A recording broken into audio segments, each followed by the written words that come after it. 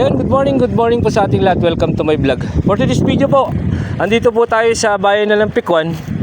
Siya, makikita po natin yung property na for sale po dito. Kwan siya guys, corn and rice dryer. Ito guys, bali kabalik po siya, bodega na maluwang. 1 kilometer po mula po dito sa kinatatayuan ko hanggang dun po sa likod. May corn farm pa po doon, tapos may irigasyon. Ayan guys, at ito po along Provincial Road, Nueva Ecija, Tarlac Road po ito. Ayan, kuryente, naka 3 phase. Tapos po itong may dalawang opisina po siya. Ayan guys, from Tiplex, property to Tiplex ay 3 minutes lang po. Napakalapit, dito lang po yan guys. Sila po yung may-ari na property, si boss tsaka yung boss, dalawang boss. Ayan guys. Ayan, nakaalong Provincial Road. Papasukin ko po yung property, bagong bago po siya. Reason for selling po, pupunta na daw po ng Amerika, kaya hindi na po maasikaso. Pasukin ko po yung property. Ayan guys, pasukin po natin. Ayan yung vicinity ng property yan. Ayan, say hi Tats, Vans. Ayan. Ayan po yung kamalig. Pupuntahan po natin mamaya yung dryer mismo. Bagong bago din po. May dalawang dryer po yun. Ito guys, titulado po ito. Dalawang titulo. Ibang titulo po ito, ibang titulo din po yun. 2 hektarya po ito. Yung sa dryer niya is 1 hektarya. Ito po yung bodega niya. Bali, ilang kwan kuya? Ilang palay na kakarga nito? Ayan yan, 20,000 ka. 20,000 ka ba? As is. Okay. Ayan, sukin po natin. Ayun. Ito yung guys, yung loob ng bodega. 20,000 kabans po ang pwedeng ilagay po dito. More po. Mahigit po 20,000 kabans. Ayan. Ano kuya, package po itong sakyan? Kuya? Kuya, package po yung elf? Hindi, ito lang. Ito. Conveyor, package po yan, conveyor. Ayan guys, oh. Ayan. Sa dryer po natin mamaya pupunta tayo sa may kamalig din. Ayan po. Tapos ipapatalo ko po yung sa likod, kasi kasama po yan sa may likod. Ayan guys, oh. Ang luwang.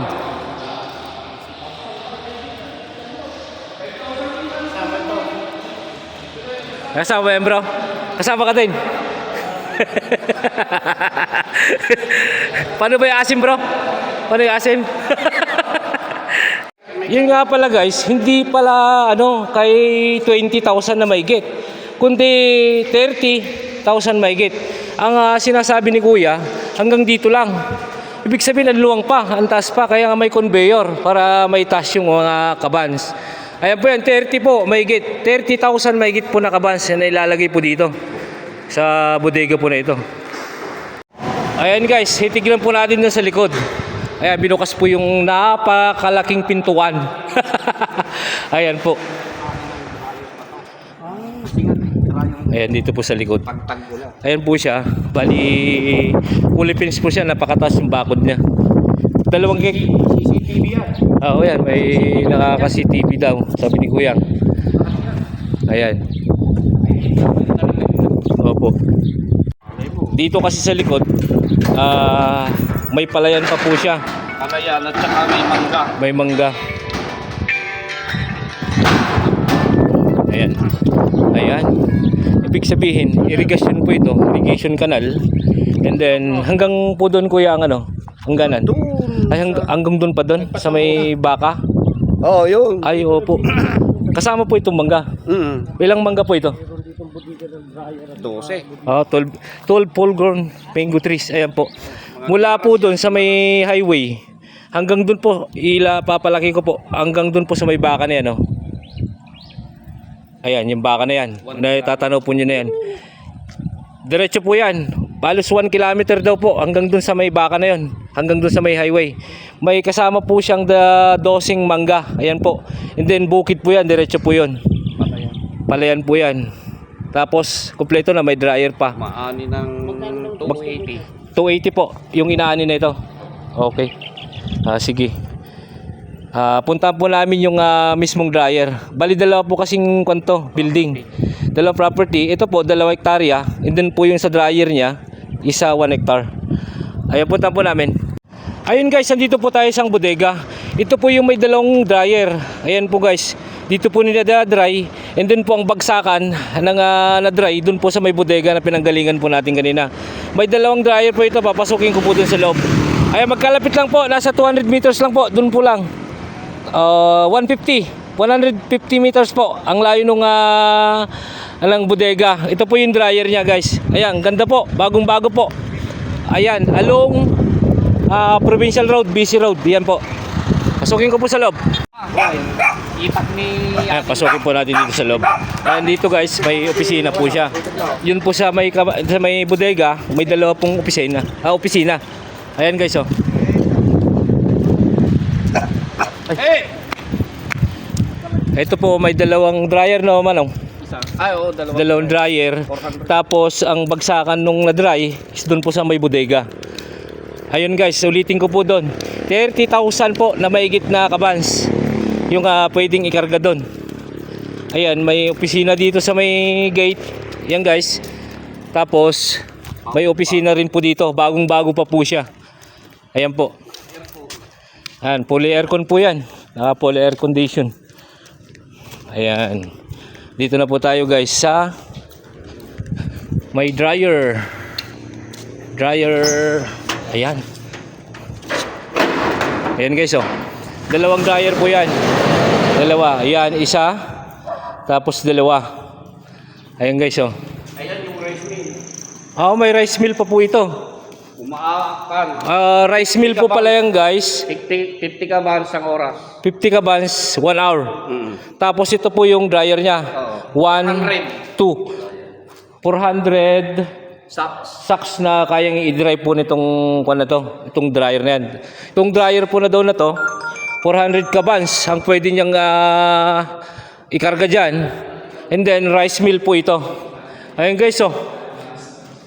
Bagong bago po yung mga makinarya niya. Ayan guys. Pag nag brown out, ayan guys, Leno. Ayan yung makina niya. Power supply. Ayan guys. Ito po yung rice mill. Ayan, nakikita po ninyo, bagong bago po siya guys, oh. Tapos ayan. Yan, papunta po sa ipahan yan. Tapos ito po yung 2 dryer niya. 400 kabans. And then ito pong rice mill, 50 kabans in 1 hour. Kaya niyang i-mill. Yan. Tapos ito, yung dryer. Ayan guys, ulitin ko po. Yung sa bodega, 2 hektarya hanggang dun sa dulo. May manggang 12. Tapos nakaano sa irrigation. Tapos po ito 1 hectare ang lot area. Nakaalong si Provincial Road.